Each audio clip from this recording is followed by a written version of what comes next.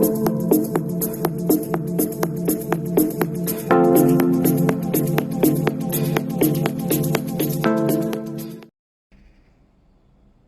everyone, welcome back today.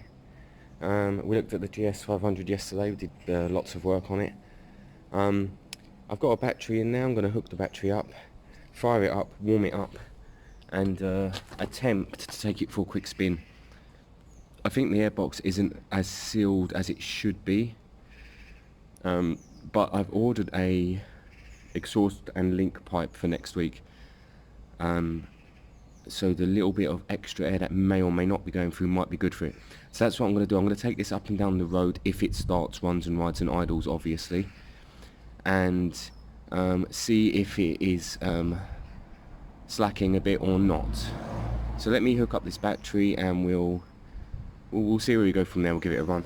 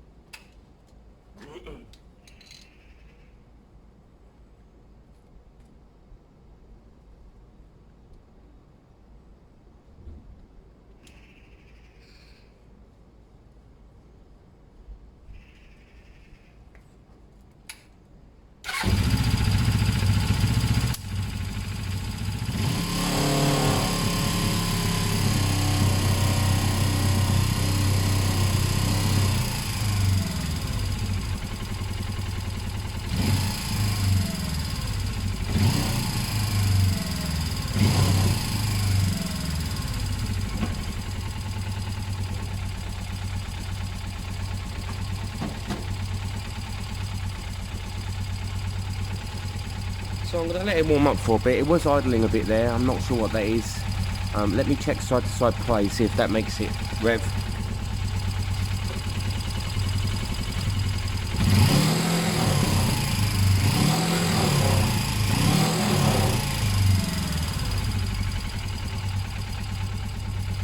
Yeah, so you see when we turn it one way there, it revved up. That's actually extremely dangerous. So that's something I need to look at now straight away. That could be a new cable or a new way of running the cable or something like that, but we need to shorten the distance between the carb and the cable so it doesn't rev up like that. So I'm going to take some slack in the cable now using the top nut anyway, and then I'll see if that's resolved turning and revving. We do not want turning and revving, that's dangerous basically. Okay, so I took some slack out of, let me show you, out of here. So that, not taking slack out, sorry, I've added slack. So this wire is fine. If you found it was more of a problem, you could take the wire off and bring it around here. You could do anything else just to stop it revving. Let's just check and make sure it no longer does that. Let's fire it up, turn it left to right.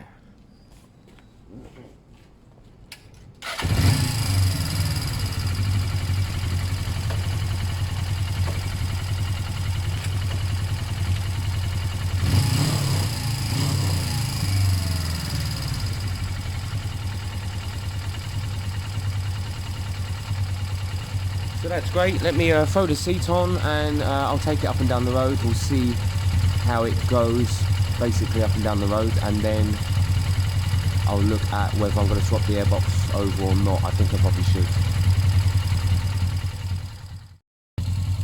So as always, I'm only going to take it up and down the street, check the brakes, check the gears, check all of that stuff. Make sure you're not unsafe when doing this. Anything can go wrong.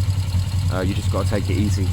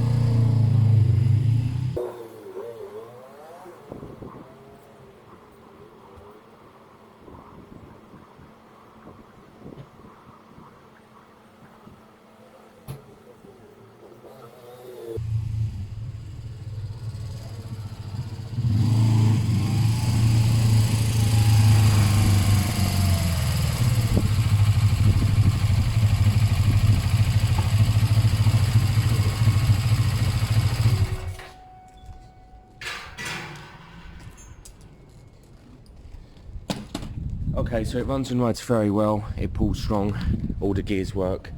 It's got a very short throw on the gear stick, which throws me a little bit. It's a very light touch, but that's great, that's perfect. That's exactly what you want when you're kind of learning to ride. And yeah, that's really good.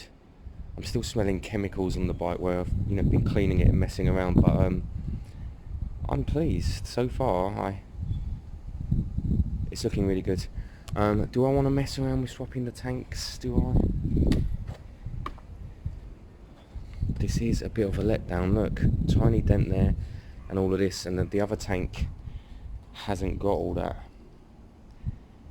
Do I drain the tank and go to the other side? Front brake's a bit weak. I doubt there's air or anything in there. I'm just going to pop that off, check the calipers are clean, and check the pads. It might need a new set of pads. It's not that it doesn't work, they're just a bit weak. And I'd be silly not to swap the tank. I'm going to have to swap the tank as well. I think we're going to get one good running nice bike, and it should be this. I also should swap the airbox anyway. I shouldn't be lazy there. So I'm going to go into all that. By the way, next week I've ordered a link pipe and a slip-on exhaust. I'm not sure how I'm going to do it. It will definitely be a chop one, but it should sound so much better. So next week I'll be looking at that. Yeah, we're getting there. We're getting there. Starts, runs and rides very well. Let me swap the tanks, drain the old tank into the new, or back into the pot and then into the new. I'm gonna attempt to swap the airbox. I know it's gonna be a pain, and yeah, and then we've got a bike that's good and ready to go as soon as I get a logbook. So that's great. I will pop off the caliper actually and have a look at that. So that tank's draining back into the tub. This tank's the one we're putting on. It's much better, less scratches, no dents. And this is where it's going to drive me nuts. I need to remove this airbox, remove the other airbox on the other bike, and use magic to get the other airbox on. Because what I did here was I kind of bodged it all, look. And I've got double air filters in here. So I've got some air pods on the end of there and this airbox. So that's not going to help it run at its best. I'll throw the original on, because I'm basically really looking forward to just this bike being nice and running. So that's what it's all about. And I've never done a slip-on pipe really. I mean, I have, but not when I've kind of cared. Normally I'll just drill holes in this or something, or take the baffle out and make it loud. But I want it to look nice. Rear caliper, I'm going to put it on its stand and see if it's binding. This rear tyre is close. It's probably MOT-able. In fact, it is MOT-able, but it's close. This adjuster seems loose. That's interesting. How would that work? So that's been done wrong. I'll look at the adjustments on the chain, and yeah, and all of that stuff. It will be kind of fine-tuning after this, getting it kind of ready. Now I'm in two minds about these sidebars, because they're handy if you drop, although the handlebars are going to get it anyway. But saying that, they're just extra weight. I'm going to think about taking them off. I'm not sure yet. Right, this airbox off, other airbox off. Try and swap them over. Tanks draining, other tanks ready. Button this bike up, it should be ready to go. Okay, so this part I'm not going to film, but basically you got to get the boots on flat, and then you put your clips on and tighten them up, and then you kind of adjust the airbox face slightly and bolt it in. It's quite awkward to do on these bikes, but I'll work it out. But you know who was an old pro at this? Nat. So shout out to Nat. I know if you was here you'd have these on in seconds, because you've been doing it for a month and I'm here 10 minutes later struggling. So but that's the basic rule, guys. So get your clips ready, put them on now before messing with it, then get them on and seated. If you get one on and seated, nip it up. That will help you with the second one. That's my advice. Okay everyone, so I learned a valuable lesson here today. And that lesson is that I hate airboxes and airboxes hate me. So yeah, I'll show you what I did. Oh, let me stop this spilling. Still slowly draining. There you go. Let me just move you, that's easier. Right, yes, so what I did in the end was I popped the carbs from this end, absolutely fully seated everything up here, and then put it all back from this end, put a bit of WD on the front of the carb so it slides in easy, pushed it all in, secured it all up. So we're back to kind of bog standard running there, which is great. What I'll do is I'm gonna pop both filters and put the cleanest one in this bike. That's worth doing at this stage. And then it is, what is it? It's tank swap. And that's kind of it for now, really. Nothing else worth doing. I'm gonna have a quick look at these carbs after, just why it's all here, you know, just pop it off and have a quick look, see if that air fuel jet is causing any problems, and yeah, so on. So let me transfer the fuel, get this kind of buttoned up. I'll give it a bit of a clean down with my cutting stuff paste, give it a bit of a shine. Do I like the grab rail? I think you have to have a grab rail now for MOT if you've got rear foot pegs, something like that. So you can't mess around too much anymore. Okay, yep, I'm gonna nip some of this back together. Right, let me show you something with these filters. Two filters here. They look the same. They've got the same shape, same top. However, this is original. And look how much restrictions in there. You see how half of it is blocked and we're only really using this bottom part of the filter. There's some restriction in there. And this one is high flow, it's lighter, and there is no restriction in there. I can't remember what one I've just pulled out. I'm gonna have to check the last video. I think I'm gonna put the original back in. I don't think the bike needs high flow, although the loud exhaust, no. I'm gonna put the original back in. It's clean. Yeah, it seems clean. And actually it could be cleaned if needed, but original for me. And yes, so I'm going to bolt that back in.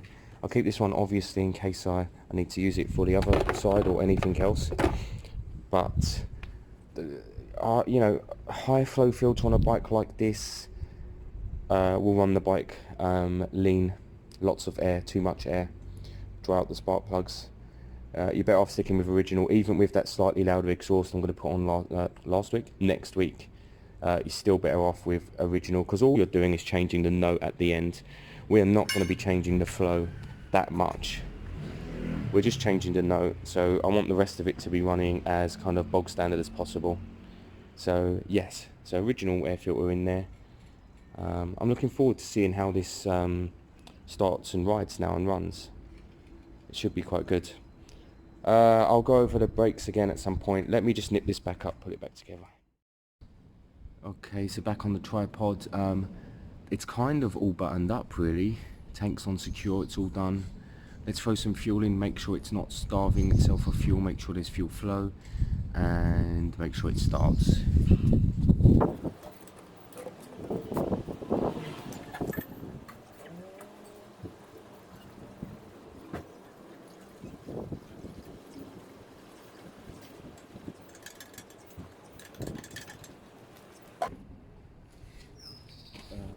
As I've been doing, throw the tank on, throw the fuel in with the tank switch off, so the fuel isn't flowing right now, just to see if there's any leaks or anything. You have a little look over the bike, then you lift the tank on the right hand side, put a flathead in, and you switch the fuel on.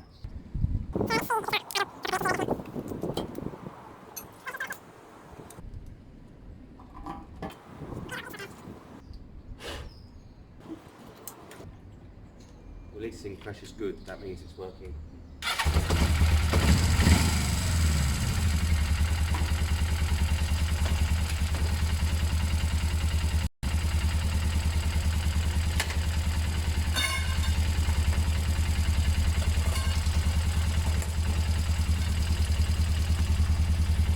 So even though it started, I need to run it a couple of minutes, make sure it is always, you know, fully flowing and stuff. I don't know, let's see if it sounds a bit better with the original. Yeah, it feels much better with the original Airbox and air filter. Yeah, I'm pleased with that.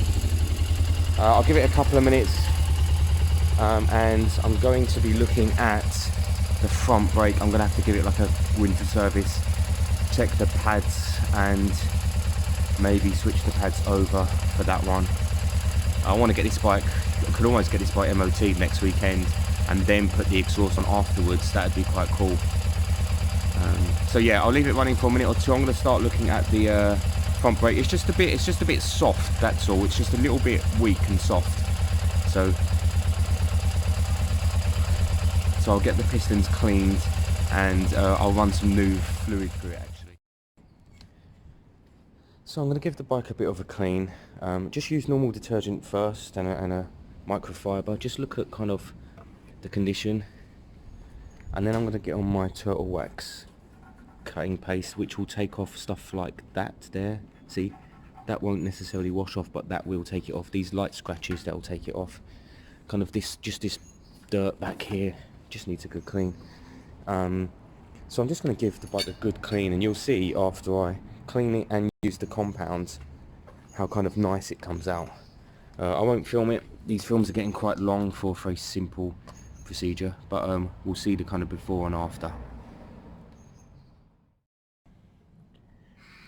So I'm not sure how well you can see. In fact, I haven't cut this part, so if you look at that and then you look at that, it just cuts away the top layer of paint and leaves a really nice shine, and that's without any product on top. There was a scratch there that's disappeared. The tank's the same. There was a scratch up here that's disappeared and a transfer mark. A couple of scratches down here. There was quite a few on here, and then the back side panel, there was a significant scratch down here, or transfer of paint. But you know, basically it just leaves a really nice surface to shine, and then I'll throw a layer of wax on this to keep it kind of clean. Yeah, I mean, the light's not great, so you can't even see it. Well, I guess, look, there's kind of how it was. A bit dull, you see. I mean, it's kind of, yeah, it's very dull. And then you go to this, which is quite a bit shinier. And that's without any shine products. So what I'm going to do now is, I'm not going to touch the exhaust, no point. I'm just going to clean up some of these areas with some metal cleaner and a rag. I know there's one indicator that's out, that one isn't it, so I'll have a look at that. Hopefully it's just a bulb, I'll swap it across from there. I'll give this top thingy a bit of a clean. In fact, that's kind of half rust. I'll put my chrome cleaner on that, that'll take that away, I think. And then, yeah, we're looking good. Yeah, great. Yeah, let me do a bit more cleaning up. So just look at what we've got. I'll show you straight up. We've got this. I mean, that's not gonna go away easy, and that rust, but it will be better. So there's the before, and I'll show you the after right now. So a touch better, but nothing major. Most of the rust come off, but you can still see pitting, so it doesn't make much difference. This side cleaned up quite nice. So that's all good. I'm going to try a bit of the cutting compound on this scratch on the frame. It's not really designed for that, so I'm kind of not expecting it to work. But if I can just clear, I think this is transfer, but I'm not sure. If I can get.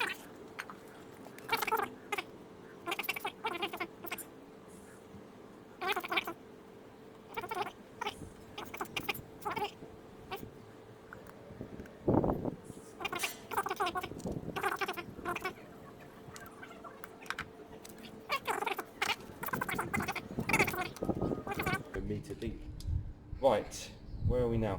Oh, I forgot to mention earlier, the clutch lever like this is annoying as hell. because it's uncomfortable because your hand's here and the lever starts out here. So I'm going to get some shorties off Jake. He's got some, he'll get me some next weekend. Yeah, they'll just be shorter and easier to use than this, and adjustable. I think he's got coloured ones. I might just get red. I might just keep it all, just throw red on, all black, plain black. I'll see what he's got and I'll get a pair. Right, bottom, rear, left indicator if you're sitting on the bike, right from here. Let me see if it's a bulb problem. So the bulb doesn't look blown. Normally, first thing you do is just wiggle it and check the connection.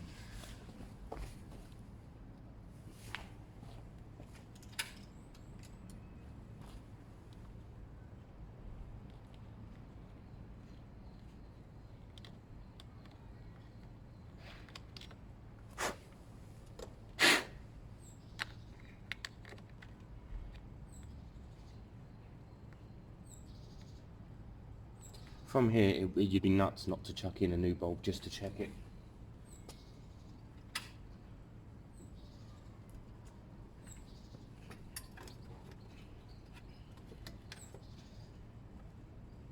I can see the wiring here, the wiring looks okay. I'll try another bulb.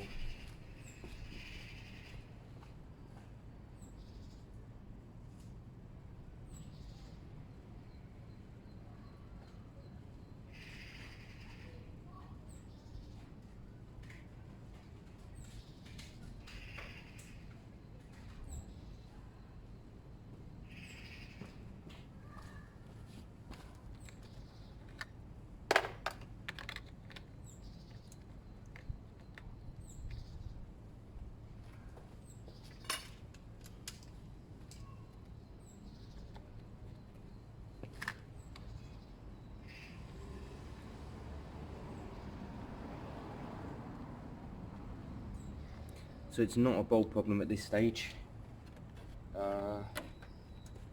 Check these connections. See if we can get any more. It might be a bit dirty. I'll clean these connections here and see if that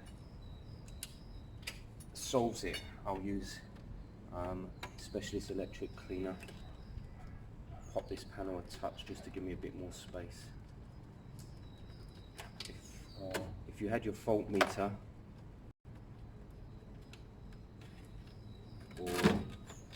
or another bulb or something, you could plug that in. In fact, I'll see. They need a good clean first. I'm going to give them a good clean.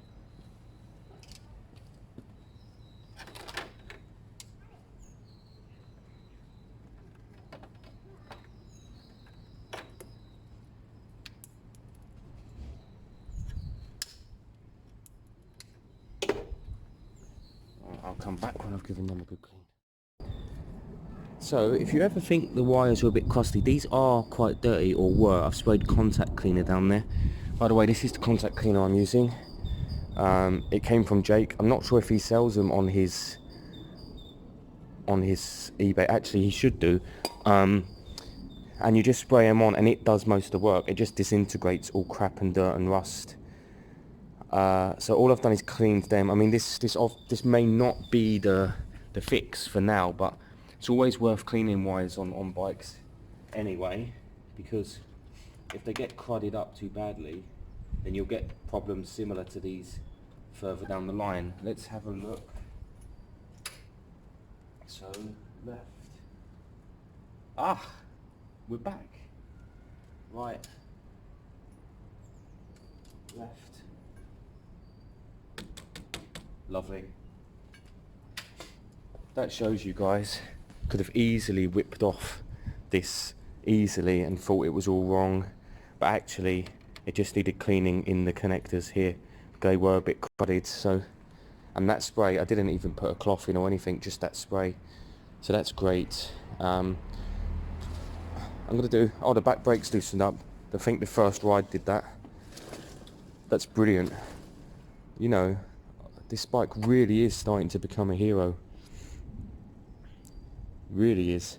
A bit more cleaning. I'm just going to clean this bit here. I'm going to take off the old tax plate and so on. I'll throw on the seats. I'll tuck this back in, put this panel back on, put the indicator lens back on, and I can't even think what else I've got to do. I feel like we're close. Yeah. Alright, well let's do that for now. So I popped the caliper off. I know I didn't film it. I know people get annoyed sometimes by that, but it's the same every time. Just take the 2 screws out and pull it off the disc. Press the brake lever to get the pads out and touching, or take the pads out first and then press the brake lever 2 or 3 times to get the pistons out.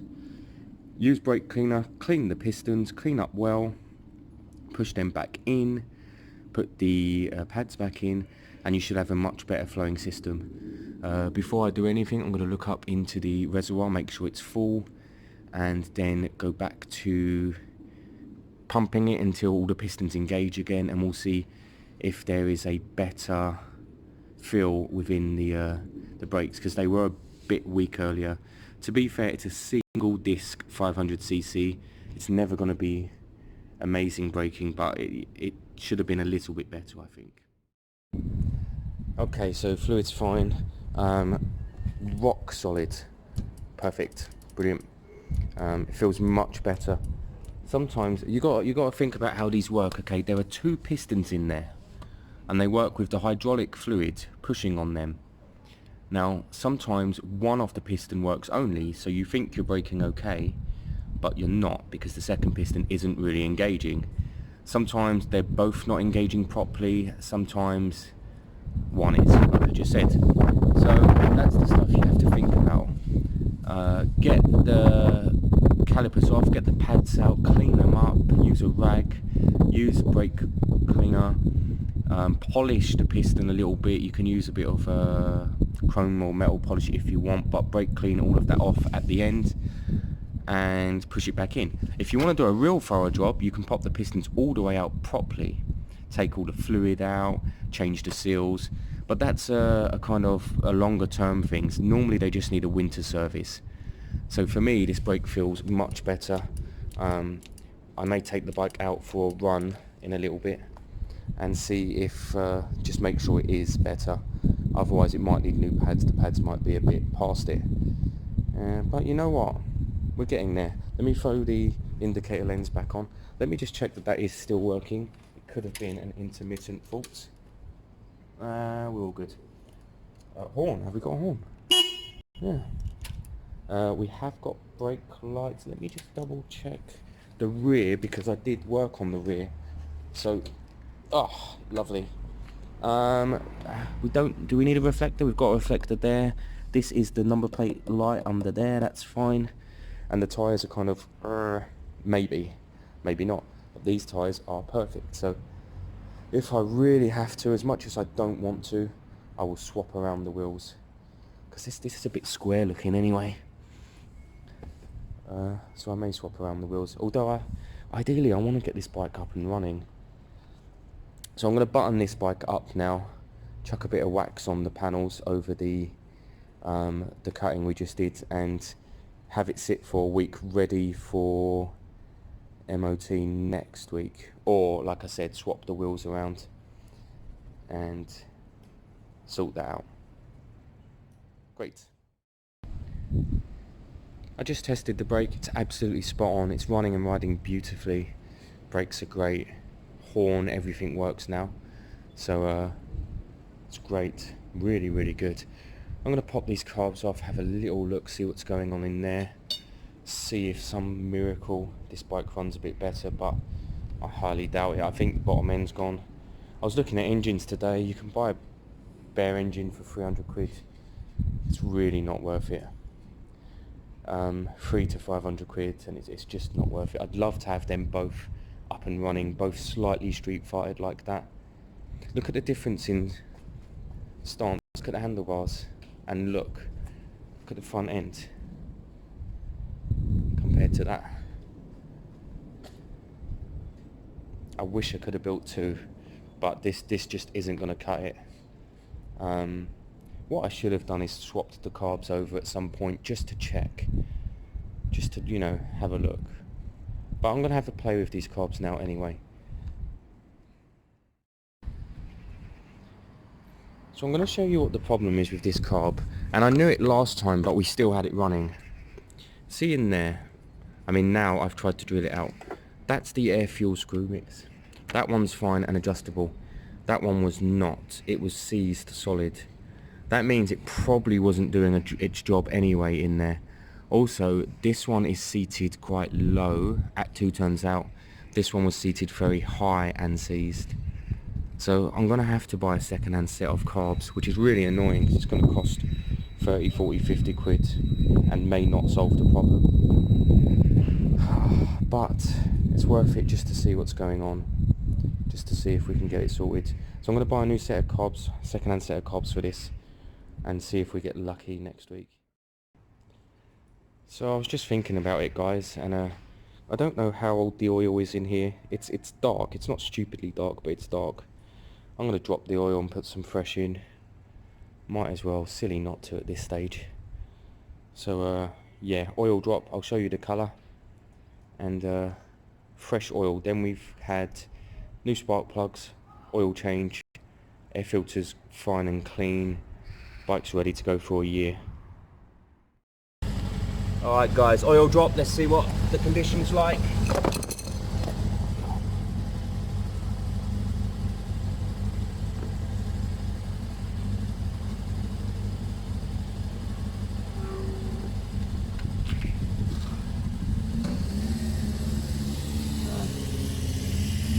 It's pretty dark. It's pretty dark.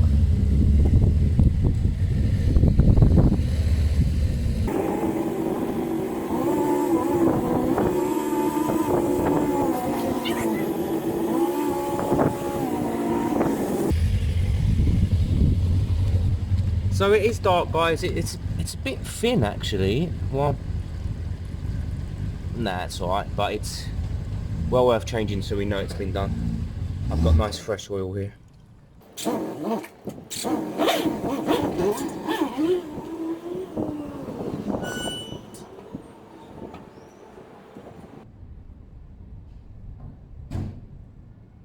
For dramatic effect, we're going to wait the whole 2 minutes.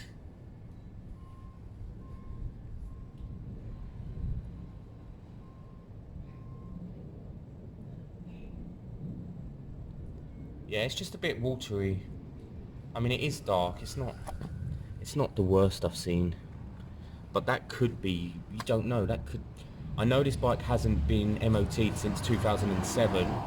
That could be 2007 oil.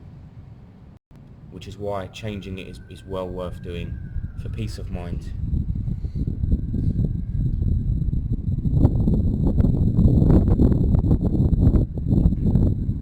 I think it's very water like that. I don't think that's thick enough. I'm going to let it drain as much as possible. Okay, I'll come back when I've put new oil in and we're all good to go oil-wise.